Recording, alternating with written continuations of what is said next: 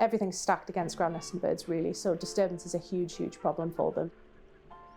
The reason that they're in decline is an increase in predators. So at this site specifically, in the 90s, we had a huge increase in foxes and badgers. Things like the little tern, for example, they unfortunately can't tell the difference between a real threat, say a bird of prey like a sparrowhawk, and someone's pet dog that actually might just be curious.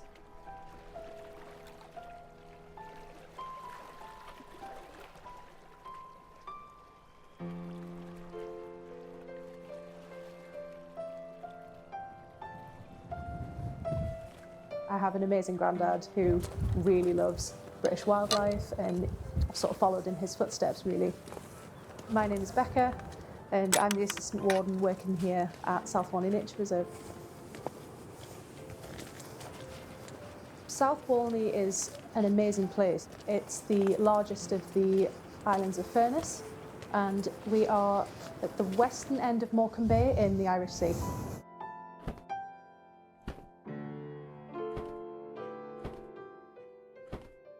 We have such a big combination of different habitats here. We have the sand dunes, the salt marsh, the shingle, and areas of vegetated shingle are actually quite rare in the UK.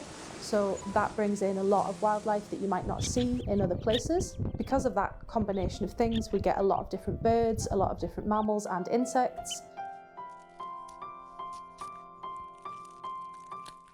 Nesting season is a big thing to prepare for. It's a really big part of our year here. It starts sort of March, April time, and it can go right the way through until August. People should start really being mindful anytime from February, March onwards, because that's when the birds start to pair up.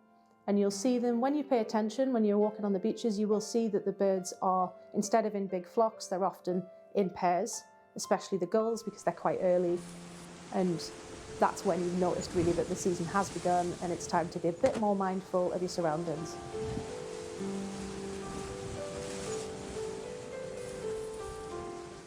The wildlife that we have here, especially the beach nesting birds, are under threat as their numbers are in decline. So certain species like our great blackback gulls and herring gulls that you might think are actually doing really well because you see them in the town centre, they're actually in decline. They're not doing as well as you'd think.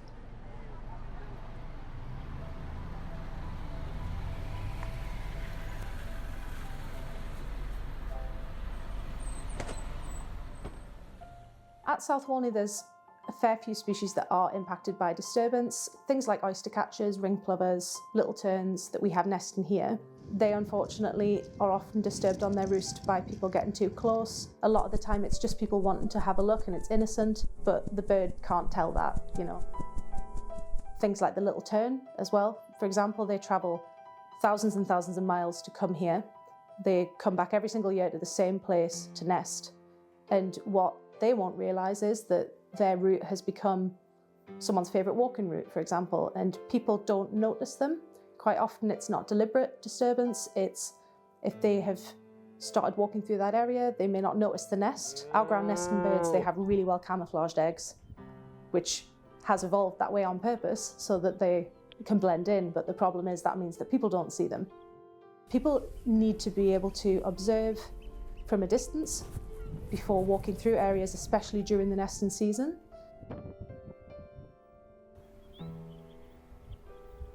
There's a lot that goes into the preparation for the season.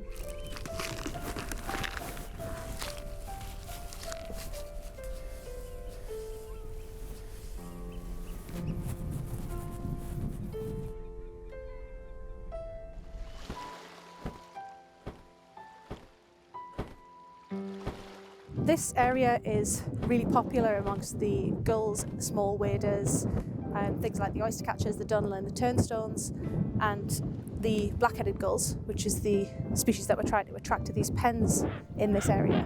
Because of the proximity to the coast, so just over behind you there is the beach that way, and they'll feed amongst the strand lines. They'll pick out little bits in there. Gulls will pretty much eat whatever they can. Same goes for the small gulls as it would the herring gulls that you'd find in the town centre.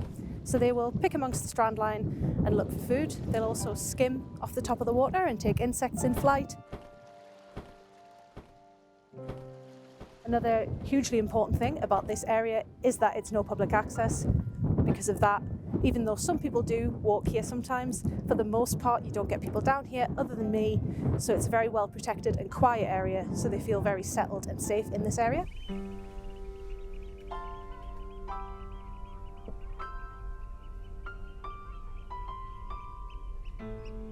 These decoys that we're using today, they were actually painted by participants from the Bay, a Blueprint for Recovery, which is a nature and wellbeing programme in Barrow.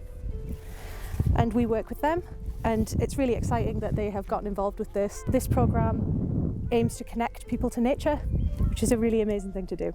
So what we do, we use these decoys, which are hollowed out, we fill them with sand, and we put them in pairs and separately, and that allows other birds to see them. When they fly over, they look for the colour, and they'll know that that's one of them, or at least they think it's one of them, so they'll land amongst them.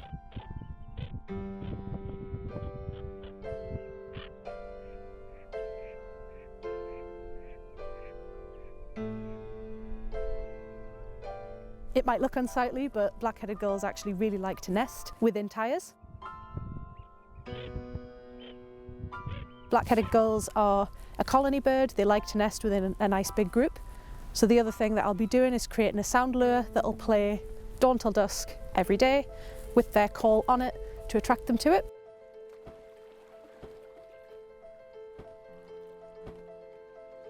It's not just birds here, we also have a lot of different mammals here. We get things like badgers, we have otters and foxes. We also have the amazing grey seal colony, which in the 80s started with one individual. We've now got 500, so that's impressive. The grey seals here are funny because they're used to not seeing people because they actually rest on the other side of this fence. That's their haul out, as it's called. So they're not used to people approaching them, but they're very, very curious. So if they hear people, they're instantly up. You know, they want to know what's going on.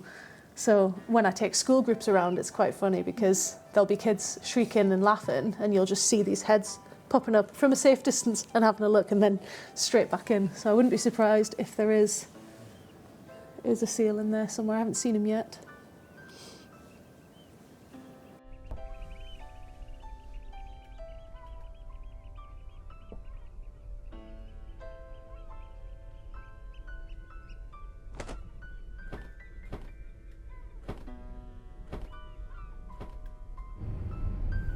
There's a lot of disturbance to the seals. Mostly it's recreational disturbance, so it is people walking on our beaches, potentially kayaking or paddleboarding. Unfortunately, people try to get too close to them, and because our seals are in an area of the reserve where there's no public access, it's a lot more stressful for them to come across people, so disturbing them is a huge problem because when they come up to land to rest, they need to digest their food, they need to rest, regain their energy. It's about energy expenditure from having to flee into the sea.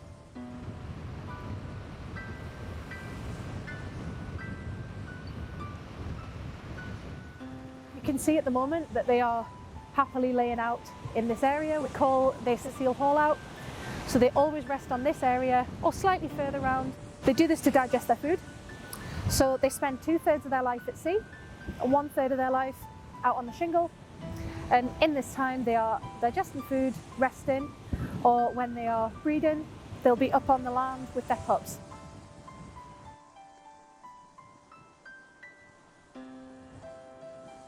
What you're about to see is a boat going past the seals, and this is a boat that regularly goes past, so several times a day. And because it goes past at the same speed all the time and from a distance, it never really disturbs them. You'll see it as it comes past the end of the point there. None of them will really react to it because of how regular it is and because of the distance that it stays away from them. The problem that we have is when we have people who are kayaking, paddleboarding, in particular jet skis or other sort of ribs, small boats. The seals are actually very disturbed by this because it's not a regular thing, as people aren't supposed to come in close to them. and they react in a really negative way to this, especially when people are actively trying to get closer to them. It causes them to panic. They all surge into the water, and especially during pupping season, which is later in the year. So pupping season for our seals is about October, November time. When they've got pups, this is a huge problem because they can trample on the pups to get away, and the pups can also end up in the water as well.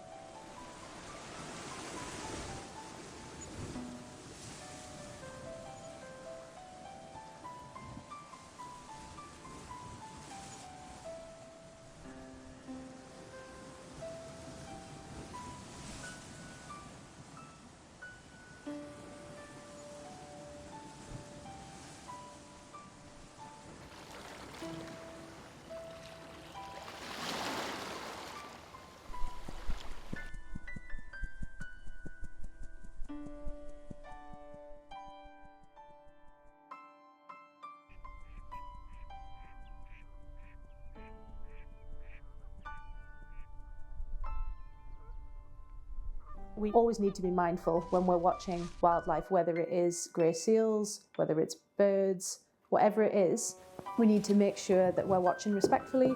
So the use of hides and screens is a good way of watching things without causing disturbance. It's often good to have binoculars, cameras, scopes, things to observe from so that you are at that distance. It's about observing respectfully from a distance and just being quiet.